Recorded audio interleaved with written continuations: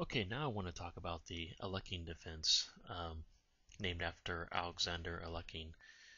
Um, this is a king's pawn opening, and it's a hyper-modern opening, which means basically, as the black player playing the Alekhine defense, um, black's going to invite white to get a strong pawn center, and then black is going to say, that's going to be a target, and I'm going to crush it.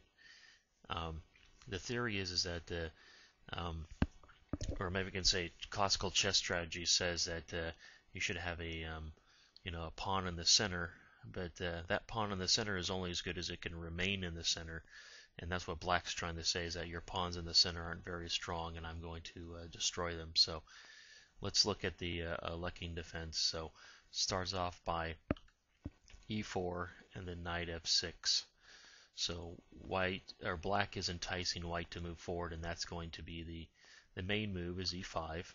And just to let you know, if you don't want to play the Alekhine defense and get into all these variations, probably the safest bet is just to play knight c3, and then you're probably going to end up with a game. Black's probably going to play like e5, knight f3. Possibly black, if it wants to try to continue in the Alekhine defense, is to play d5. But if you play knight c3, you might end up playing something like the four knights defense. But back to the Alekhine defense of knight f6, e5, and then black's going to play knight to d5.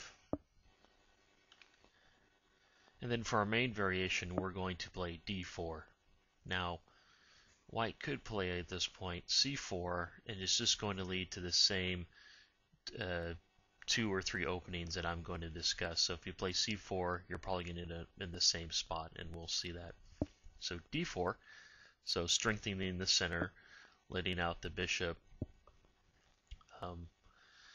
Now, black is going to play d6, hitting at the. Notice that white's pawns have moved forward from this, from the central position, and black's now attacking it with d6. It's also freeing the bishop there on c8. And now c4. Once again, the white's harassing the knight. It's going to force the knight to move, and the move c4 is definitely gaining space and going to control the d5 square. So black is going to play knight to b6.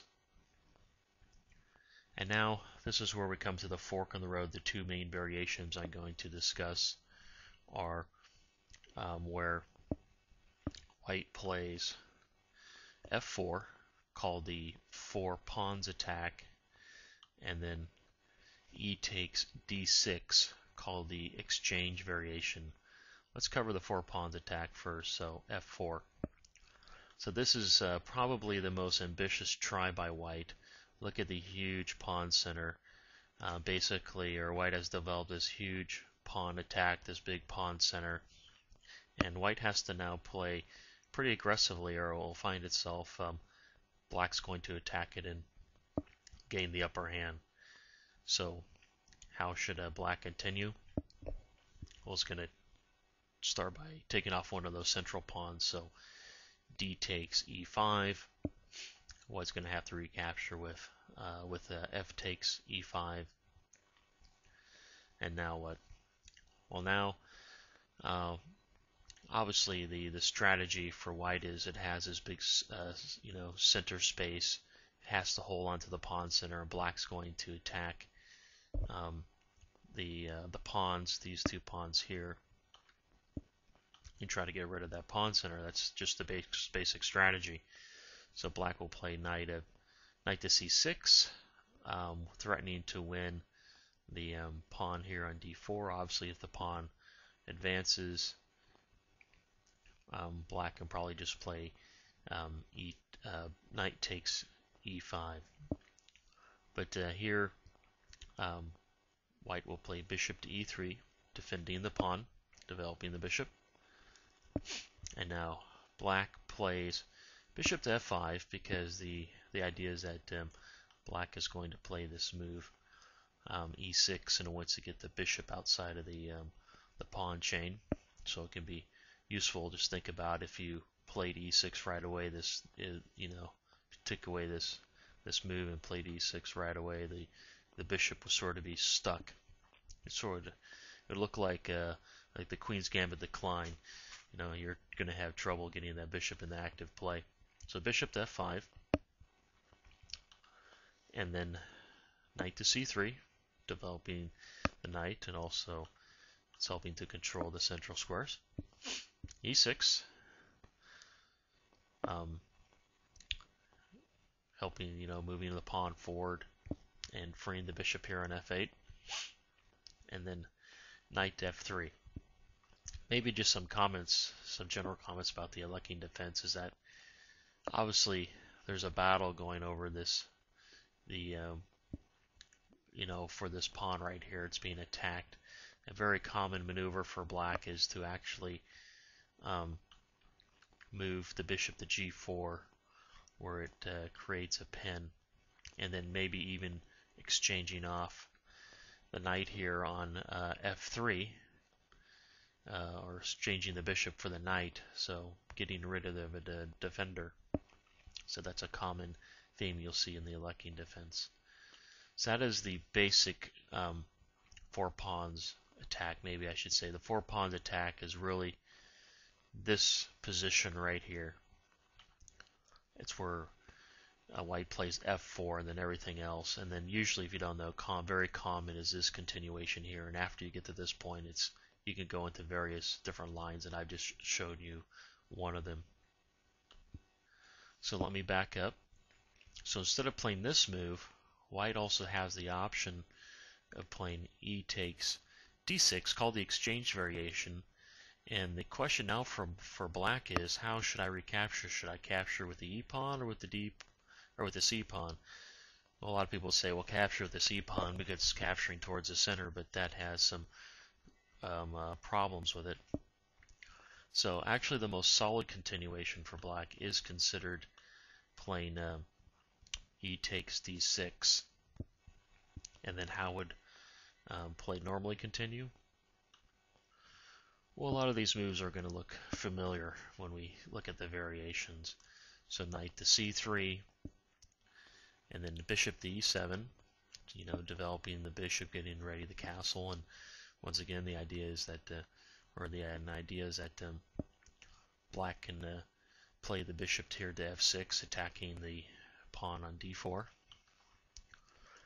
Bishop to e3, defending the pawn, or sometimes called overprotecting the pawn because of what's going to happen. c6, attacking the pawn, developing the knight.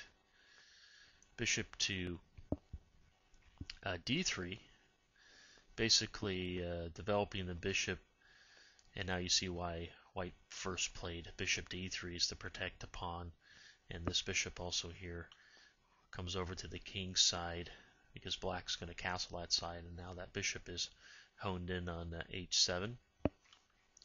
Bishop to e6, bishop to f6, hitting the pawn for a second time. White's going to have to defend it, but it's not going to defend it with f3 because then it will just get pinned. So it's going to play knight on g to e2. Both sides will castle. Then black will probably try bishop to g4, and then white can just play f3. So that is the basic, exchange variation, except for one variation I want to show you. If I just back up, whoops. So this is the basic exchange variation, and then I didn't show you where c takes d6. There are various continuations, but there's one variation called the Voronezh variation. Hopefully I'm pronouncing that correctly. It basically, white's going to develop in a fashion to make it hard, for black to really attack it. So we would normally see it is a c takes d variation, so it's a little bit more ambitious. And then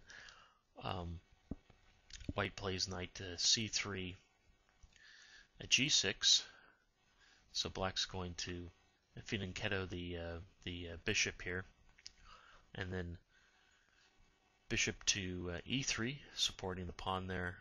Black will play bishop to g7, and then rook to e1.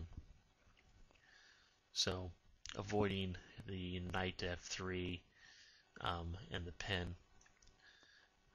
And black will castle, king side, and then b3. So that was I'm pretty sure that's pronounced the Voronezh variation. It's probably a good variation to play if black decides to play capture with the c pawn in the exchange variation. I'll have to continue this on the next video.